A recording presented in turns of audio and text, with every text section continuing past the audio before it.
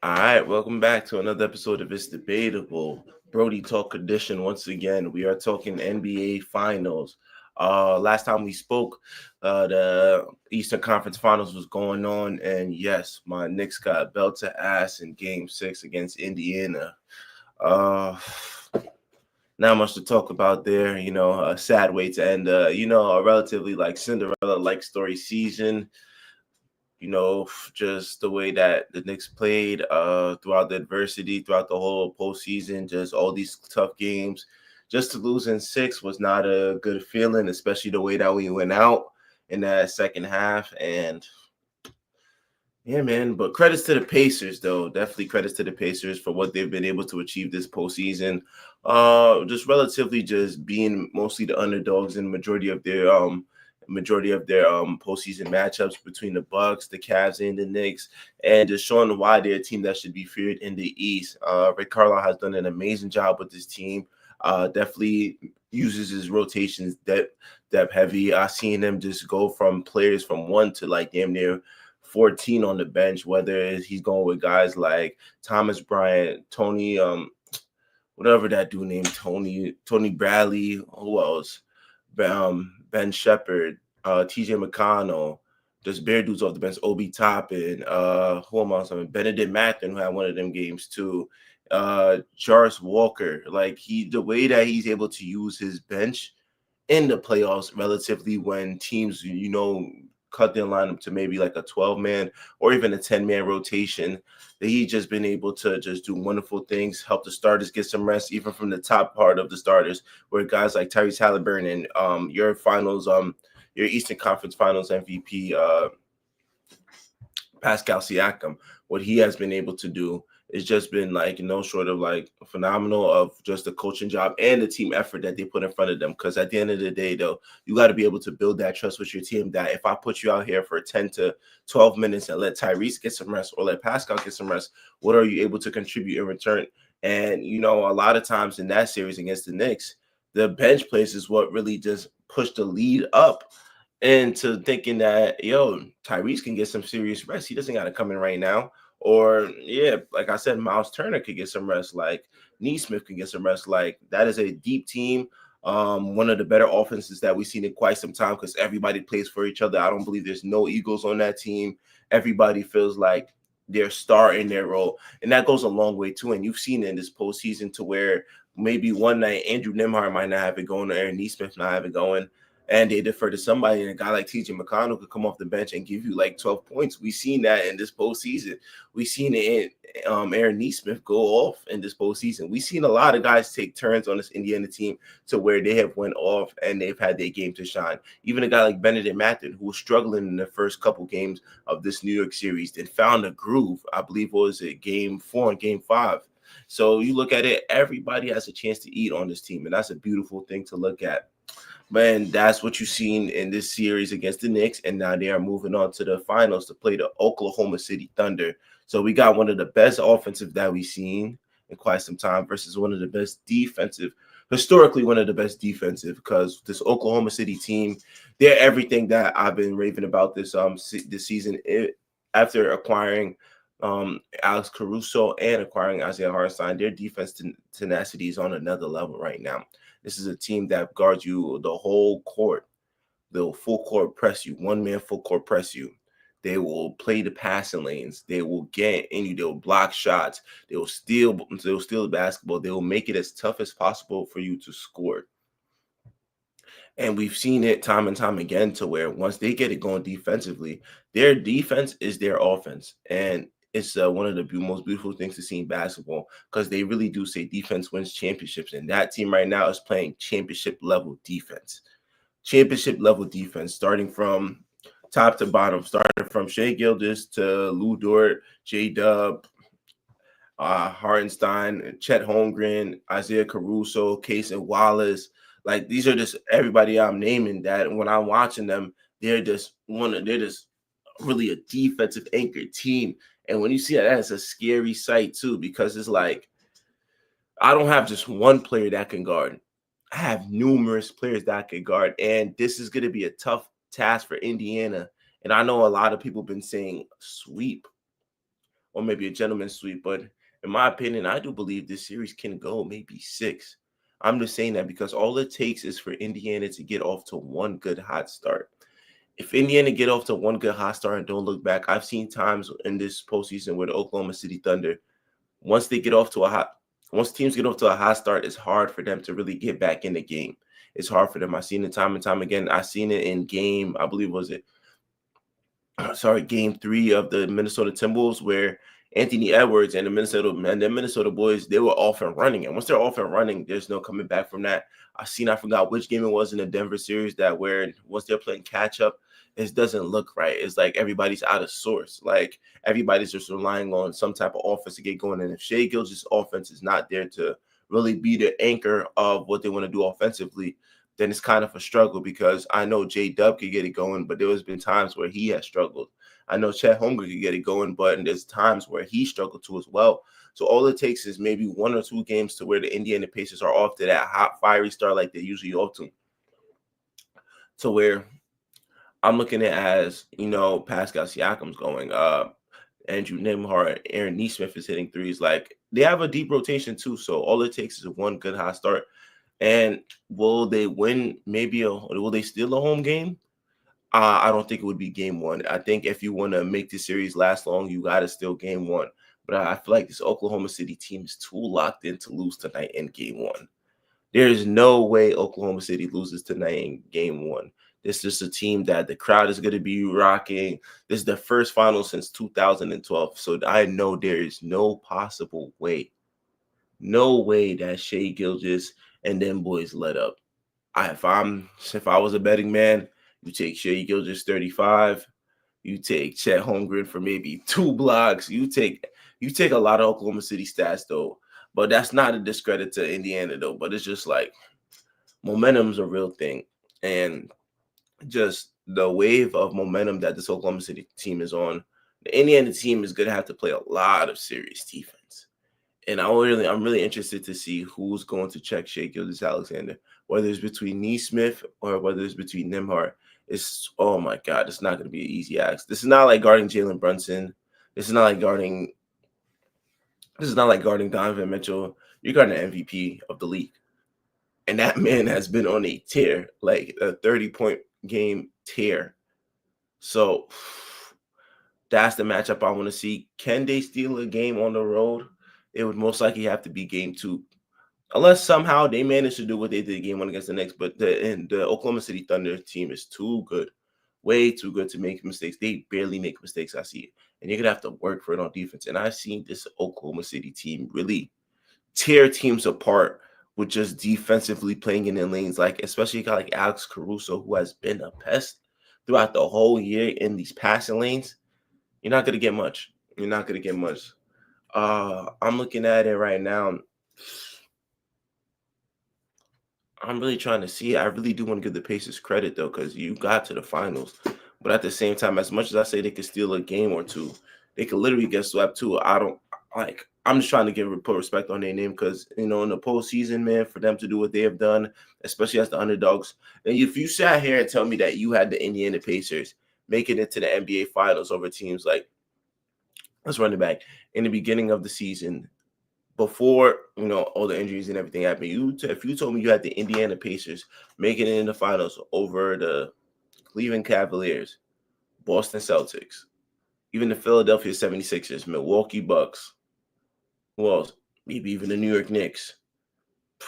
People would look at you like you crazy though. But the fact that this team is still here for a reason is a testament to just the work that Rick Carlisle has put in. A testament to the work that this whole team has put in. They understand that they heard the noise last year that, the only reason why y'all made it to the Eastern Conference Finals because everybody was banged up. Back-to-back years, man. And I'm not the one to discredit. Getting to the conference finals is hard itself. Feel me? Like making it to the finals is hard itself. So credits to anybody that do that. I don't care what it is. It's the postseason. At the end of the day, you got to play. You got a first team to win 16 games wins, right? So you got to play your best game each and every night, no matter who's in front of you. So it's about being locked in. It's about being devoted to just the grind of just trying to get it to the finals and winning a championship. So for them to do that, mad credit to them though. This is going to be their toughest challenge though, because you're really seeing the best one of the best defense. I cannot exaggerate that enough to how tough this Oklahoma City team is. But tonight, game one, man, we gonna see what Indiana's about. We gonna see if they're gonna rise to the occasion, or was it just they were good enough to get to the finals, but not to make this competitive. Because Oklahoma City, man, them boys, man. So tonight, if you're a betting man, you take Shea Gildas 35 points. You take Chad Holmgren 2 blocks. You take J Dub 6 assists, man. That's the Brody locks right there. If y'all listening, y'all watching it, man, just listen. You take those, you good. But yeah, that's what I gotta say on that though. Uh what's one more thing I could talk about? So yeah, all right. Speaking of just the New York Knicks just fired Tom Thibodeau after just a successful season, I'd say. It's been 25 years since the New York Knicks made it to the Eastern Conference Finals. Uh, just based on the work that he's done, back-to-back 50-win seasons, really bringing his team back from just the dead. I give mad credits to Tom Thibodeau, just the work that he's done, just devotion he put into this organization, and just revamping this New York Knicks team back to relevancy. Because before that, they was in the dirt, man. If you look at the coaches that they had the Fizdale era, they had the Jeff Hornacek era, they had the who am I missing? Derek Fisher era. This team was like, for the most part, the team was a joke. Like they had back-to-back 50 loss seasons. One of the worst, one of the laughing stocks of the league, man. And it was crazy too, because before the Tibbs era, there was really no direction on what they wanted to go. Everybody was screaming fire Dolan. Now you don't even hear. I couldn't remember the last time somebody brought up James Dolan's name.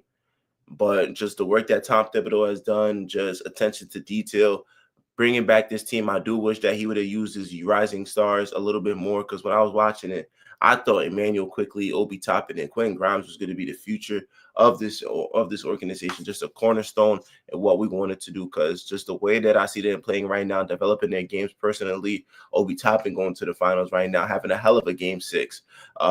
Emmanuel Quickly definitely is a starter. Definitely felt like he deserved to be a starter, and over there hooping in Toronto, averaging around 17 to 18 points a game. Quentin Grimes, who's been a journeyman for the most part ever since leaving New York. He went to Detroit, I believe. What was it? Dallas. Then where he went to Philly now. Just a young player that has been a journeyman, but definitely has shown flashes that he could be a 20-point per game scorer, shoots the ball with confidence, can get to the basket. Definitely has his own arsenal that he's working on. And when I see that, I was like, yo, they could have been valuable pieces for this team still. But I get it. You want more so win now players. So that's why you go out and get an OB. I mean, that's why you go out and get an OG and an OB. That's why you do go out and get a Mikal Bridges, Karl-Anthony Towns. And for the most part, though, we was almost there, man. I'll literally say that. Tom Thibodeau, even though he was stuck in his ways of playing only vet guys, playing guys like 48 minutes and not really trusting his bench, though, for the most part, his madness literally almost got us to the finals, man. I mean, you was in the Eastern Conference. For 25 years, we haven't seen this Knicks team in the Eastern Conference. For 25 years, this Knicks team has not been as relevant as it is this year. So mad credits to Tom Thibodeau, though. But do I blame him for this year's loss? He takes a part. I'm not going to say he gets the full pot, because there's a lot of times where I've seen guys like Karl-Anthony Towns pick up bonehead fouls. I've seen a lot of times Josh Hart do costly turnovers. I've seen a lot of time where Jalen Brunson could have played better and could have got the ball out of his hands a little bit more. But I understand the direction that they want to go. I feel like, and maybe the franchise feel like they've hit their max with Tibbs. I wish that they would at least give him a better position in the organization rather than just firing him, because at the end of the day, Tom Thibodeau is somebody that these players respected. Although they might not have liked his philosophy of playing guys to the ground all the way, Tom Thibodeau is somebody that is well respected in this organization. And if anybody just disagrees with that, then I don't know what to tell them. I know people are raving about fire Tibbs, but I just feel like you don't fire a guy like that. I feel like you give him like the Brad Stevens treatment. You maybe move him up a little to identify personnels. Because what we need is tough, gritty guys too, but we definitely do need a source of offense. I do feel like we need a little more offense. I have seen a lot of times where we're just reluctant on Jalen Brunson or reluctant on Karl-Anthony Towns doing what they got to do, and then everybody else follows along. But a new coach definitely brings in a new voice. Maybe it works for the better. I'm just saying that off the strength that maybe that if we do bring in a guy like Mike Malone, maybe he has philosophies and ways that we can, that we could use Karl-Anthony Towns to more of an advantage. We could use Jalen Brunson more. Like everybody, it looks better on the offensive end. So yeah, I heard them talking about Mike Malone.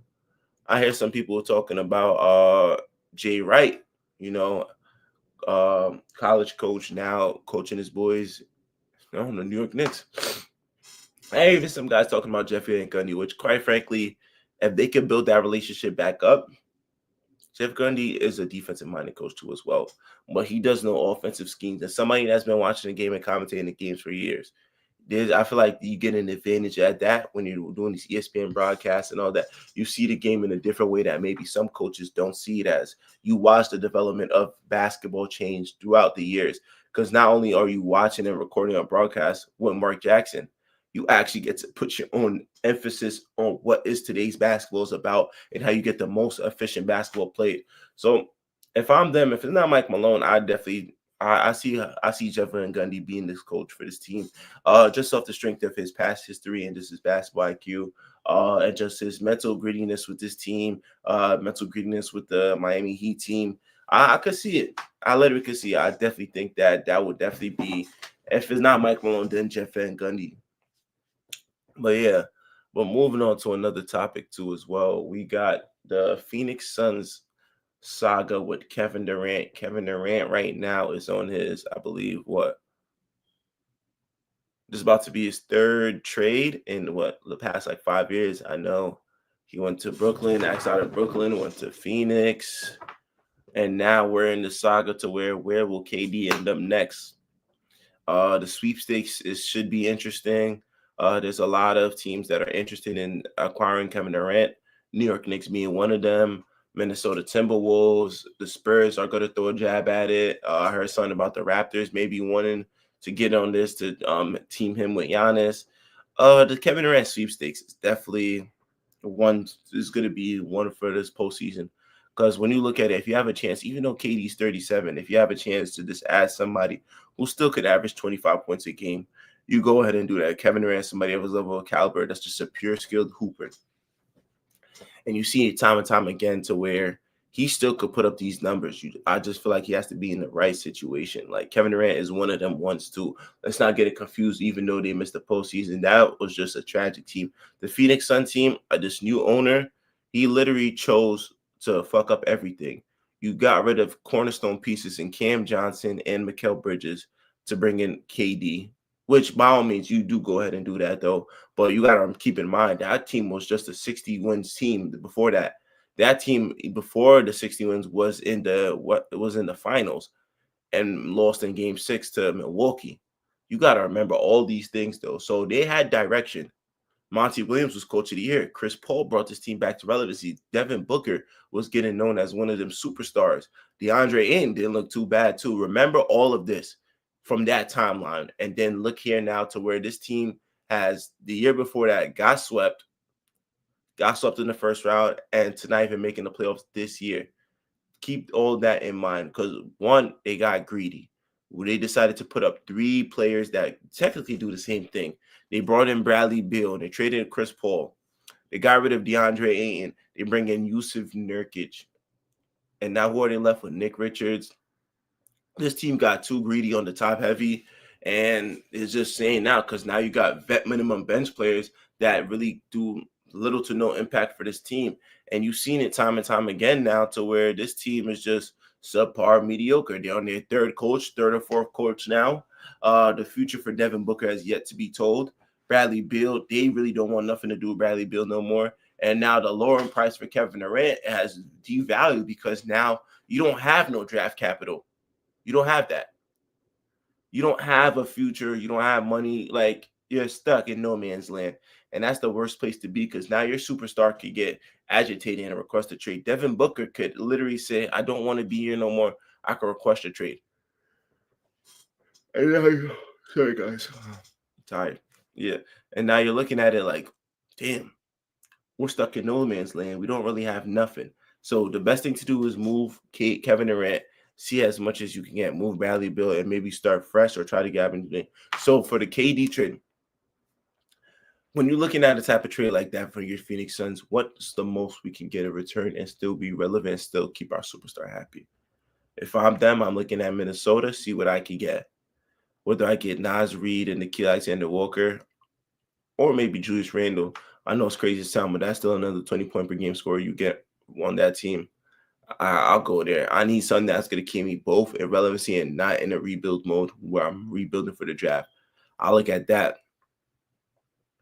If I'm if I'm the Phoenix Suns, where else am I looking? I look at New York. If they're willing to throw me Karl-Anthony Towns, I'll take it. As much as I was hurt for it to happen in New York, to where now they got Kevin Durant and they give it Karl-Anthony Towns, because I do think Karl-Anthony Towns is still a solid player. He's a hell of a player, had a hell of a season thus far, and definitely worth keeping. You got to see what option is there for Kevin Durant. But I'm not saying go ahead and trade him, though. But see what is the value you could get for Kevin Durant. What else am I thinking? Another team. San Antonio, they said they want to trade. But that either means you're going to have to give up Stephon Castle. There's no way. There's no way that you don't think that you have to go either Stephon Castle, Keldon Johnson. I want young players like that. Give me Stephon Castle. Or give me the Devin Vassell too. Matter of fact, give me Castle and Vassell, and then we'll talk. I would want that. If I'm this Phoenix Sun team, you need young, energetic players that fits the timeline of Devin Booker. Devin Booker will be the vet, but they got to fit the timeline, though. So you got to look at it like that, though. But yeah, the KD sweepstakes should be interesting, though. I really want to see where does he go, because a lot of teams are itching at trying to get a Kevin Durant for their franchise just to, put them back in a contender spot. Minnesota would be the perfect thing for Minnesota, because they understand how Anthony Edwards admires his Kevin Durant's game and just the work that he puts in. That's one of his favorite players. He's been on record saying this numerous times before they was on Team USA together. So I think that maybe the Minnesota Timberwolves might be the best suit for them, because they understand that dynamic, and it keeps their superstar happy. And then you add another superstar. So the chemistry would just be off the roof if you find a way to even just keep Rudy Gobert. I don't know what you do with it, but find a way to keep this team intact for the most part. Maybe, look in the direction of getting a new point guard. Just revamp this team now to where it's a scary sight, and then you might have a chance of just, making it to the finals now, because you've been to the conference finals twice if you're the Minnesota Timberwolves. Now it's just about getting to the finals and actually sealing the deal. That's all that's really missing from Anthony Edwards, though. But other than that, though, this team, the Kevin Durant sweepstakes, once again, should be an interesting thing, though. But that's all my updates for the league right now. Once again, game 1 is tonight. I believe it starts at 8, roughly in an hour. Pacers, Oklahoma City Thunder. Drop in the comments, who do I have winning this series and how many games? Once again, Brody Talk edition. Appreciate y'all for tuning in. It's debatable. Like, comment, and subscribe. We got Money in the Bank coming up this Saturday, so please do tune in, y'all. All right, peace.